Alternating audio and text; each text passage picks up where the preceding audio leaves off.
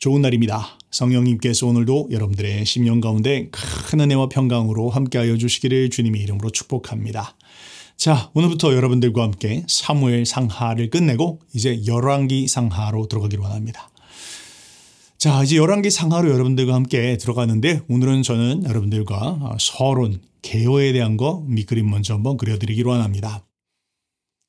여러분 열왕기 상하로 들어갈 때 열왕기 상하를 이전에 한번 읽어보신 분들은 좀 약간 어렵다라는 그런 느낌을 받으실 수가 있습니다. 일단 왕들의 이야기가 굉장히 많이 나오고 당시의 어떤 상황들을 잘 이해하지 못하면 국제적인 정세들 또 예언자들의 이야기들 또 이런 돌아가는 이야기가 이렇게 쉽게 잘 읽혀지지 않는 부분들이 이 열왕기 상하이긴 합니다. 자, 그래서 어떤 분들은 이 열왕기 상하 읽기를 포기하는 분들도 계시는데요. 그런데 여러분 절대로 이 열왕기 상하는 포기하면 안 되는 책입니다. 포기할 수 없는 책입니다. 자, 여러분 만약에 성경을 앞부분부터 읽어왔던 분들은요. 여기까지 굉장히 좀 재밌게 읽어오셨을 것입니다. 예를 들면 창세기, 출애굽기 전반부 굉장히 재미있게 읽으셨죠. 그러다가 출애굽기 후반부에서 조금 위기를 느꼈을 것이고 레위기에 들어가면 위기를 많이 느꼈을 겁니다. 레위기는 정말로 쩔뚝거리면서 겨우겨우 읽게 되어지죠. 그러나 조금 도움을 받으면 레위기도 굉장히 재미있는 책입니다. 자, 그러다가 이제 민수기, 신명기 아주 그냥 흐름이 쭉 잘 이어지는 책이죠.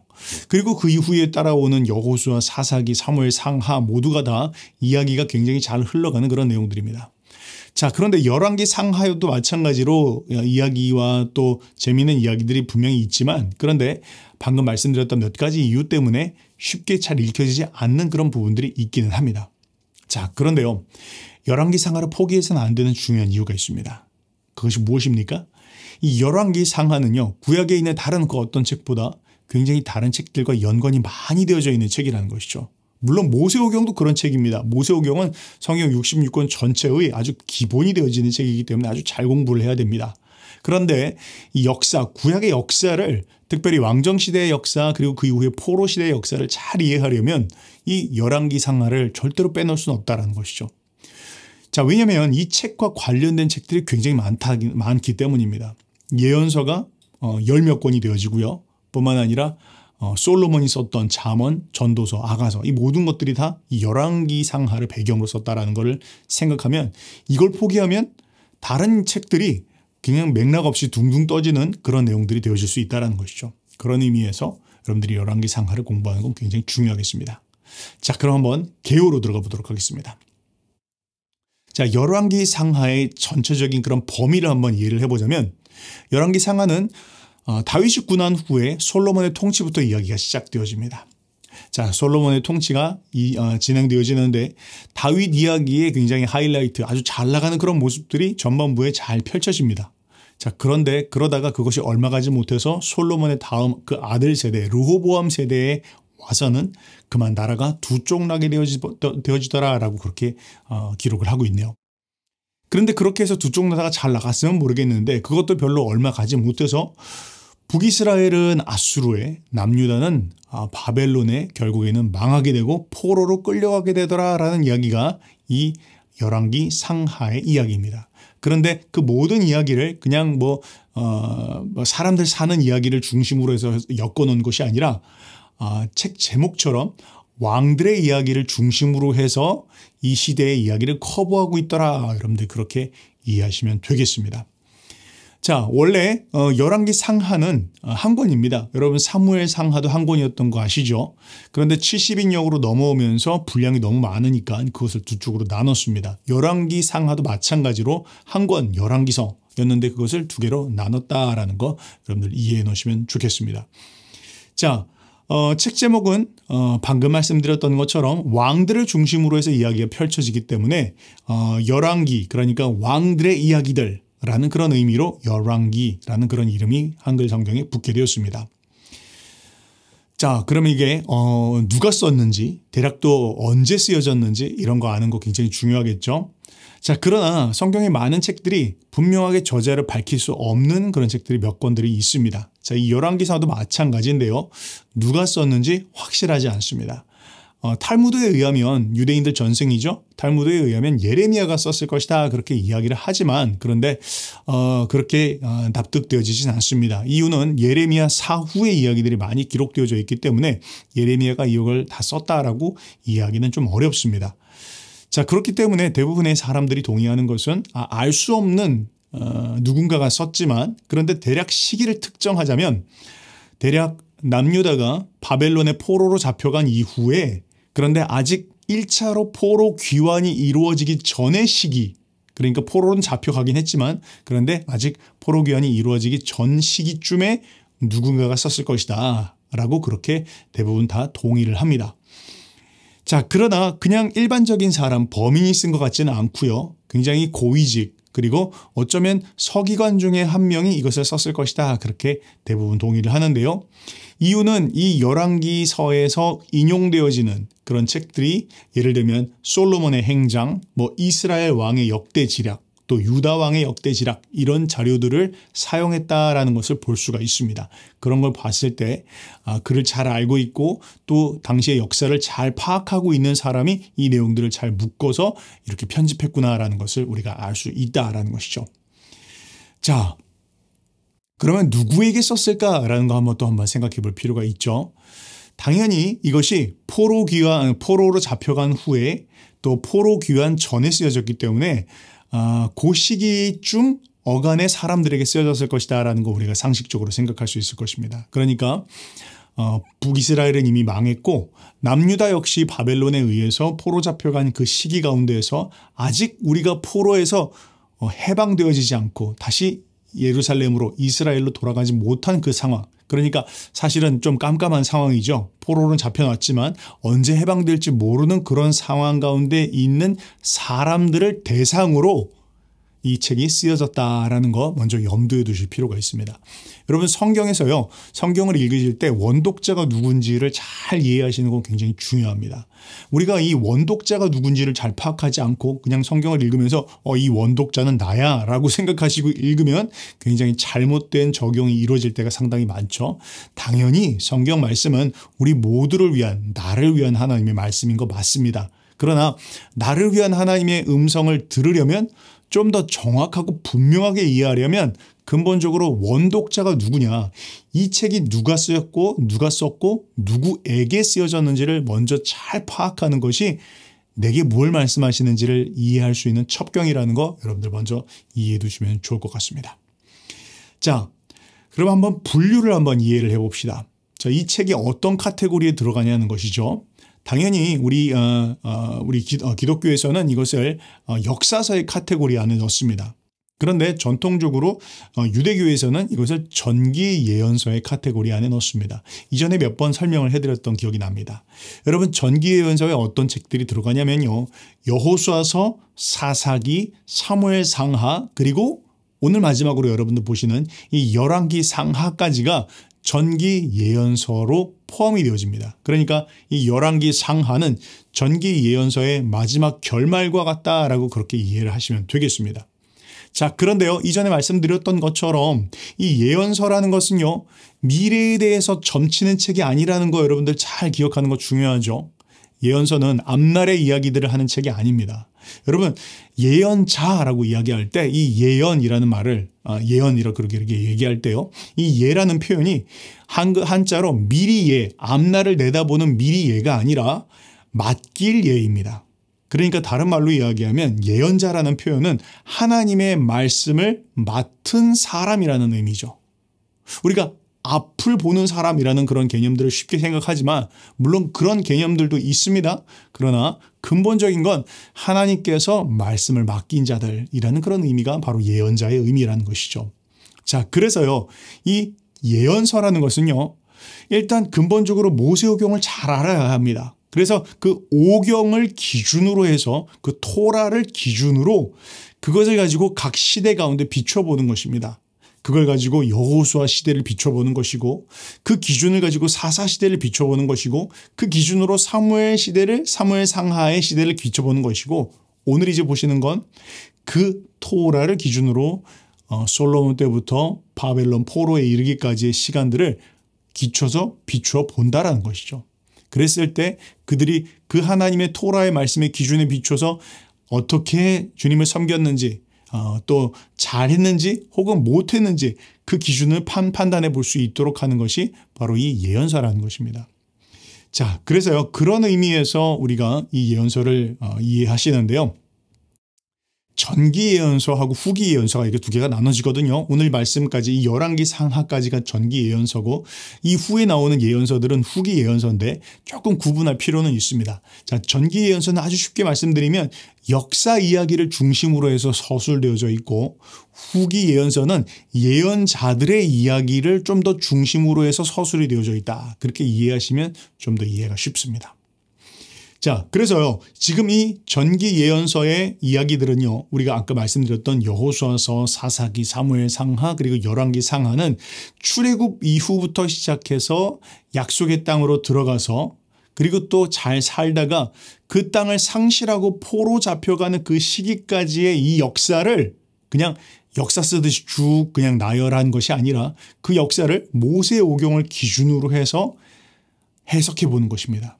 그 오경, 토라를 기준으로 그걸 가지고 각 시대마다 비춰보면서 그들이 그 기준을 따라 살아갔는지 그 기준에 벗어나면서 살아갔는지에 대한 이야기들을 적어놓은 것이 바로 이 전기 예언서다. 그런 의미에서 여러분들이 이 열왕기 상하를 분류하시고 공부하시면 도움이 되겠습니다. 자, 그러면 이걸 왜 썼는지 그 기록 목적과 동기도 이해를 해야 되겠죠. 자, 먼저 간단하게 한번 배경을 이해를 해보자면 자, 사울 시대부터 시작해서 아주 야심차게 왕정이 시작되었습니다. 더 정확하게는 신정적 왕정이 바로 사울 시대부터 시작되었죠.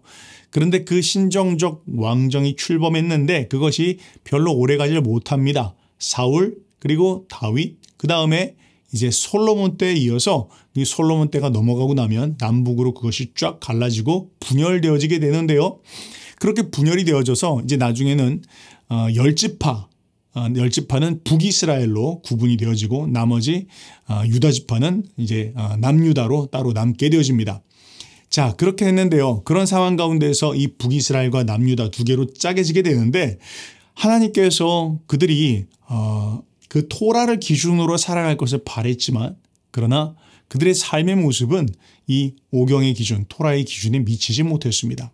그래서 하나님께서 여러 차례에 걸쳐서 그들에게 경고를 주셔요. 그러나 그럼에도 불구하고 그들이 그 하나님의 경고의 음성을 듣지를 않습니다. 그리고는 급기야 하나님께서 그들에게 심판을 가하시게 되는데 북이스라엘은 아수르에게 그리고 남유다는 조금 더 시간이 가지만 나중에 바벨론에 의해서 멸망을 당하게 되었더라라는 것이 이 전반적인 이야기입니다. 자, 그런데요. 그런 배경 가운데에서 제가 지금 뭘 말씀드리고 있습니까? 기록 목적을 이야기 드리고 있죠. 자, 이제 사람들이 이런 질문을 하는 것입니다. 지금 상황은 이런 상황입니다. 그렇게 해서 포로 잡혀온 상황 속에서 사람들은 이런 생각을 하는 것이죠. 아니 우리가 여호와 하나님을 믿었는데 이 여호와 하나님이 혹시 살아계시지 않는 건 아닐까? 이 하나님 안 계시는 분 아닐까? 혹은 계신다, 살아계신다 할지라도 이 바벨론의 마르둑보다 약한 신이 아닐까? 당시의 개념은 그랬다는 것이죠. 그렇게 생각하면서 하나님이 살아계시지 않거나 혹은 여호와 하나님은 그냥 뭐 가나안의 그냥 어떤 뭐 토속 신 정도에 불과했던 건 아닐까? 저 마르둑 그러니까 바벨론의 저 강력한 신을 이기지 못하는 그런 신 아니었을까? 이런 질문을 당시의 사람들은 하였다라는 것입니다. 자, 거기에 대해서 지금 답을 주는 것이 바로 이 열왕기 상하라는 것입니다. 어떻게 답을 주고 있습니까? 답은 이것입니다. 그렇지 않다라는 것이죠. 하나님이 죽었거나 하나님께서 약한 신이기 때문에가 아니라 너희가 지금 포로 잡혀온 것은 하나님의 심판이다라는 것을 이야기하고 있다는 것이죠. 무엇 때문에 온 심판입니까? 너희가 그 토라의 기준을 따라 살지 않고 하나님 앞에 순종하지 않는 불순종의 삶을 사는 것 때문에 심판을 당하고 있는 것이지 결코 하나님이 죽었거나 하나님이 약해서 너희가 지금 이런 꼴을 당하고 있는 게 아니다라는 것을 명확하게 인식시켜주기 위해서 당시의 상황을 처절하리만큼 아주 정확하고 그 당시의 상황을 보여주었다라는 것이죠. 그래서 당시의 사람들의 무슨 삶의 이야기들을 자잘하게 이야기하는 것이 아니라 당시의 사람들을 가장 상징할 수 있는, 대표할 수 있는 왕들의 이야기를 굵직굵직하게 써가면서 그들이 얼마나 그 하나님의 기준에 미치지 못한 삶을 살았는지에 대한 부분들을 아주 적나라하게 고발을 하는 책이 바로 이 열왕기 상하라는 것이죠. 자, 그런데 여러분, 이것이 굉장히 당시의 사람들에게는 소망이 되었습니다. 왜 소망이 되었을까요? 이게 하나님의 심판이라는 것과 하나님이 죽었다라는 것은 완전히 다른 이야기라는 것이죠.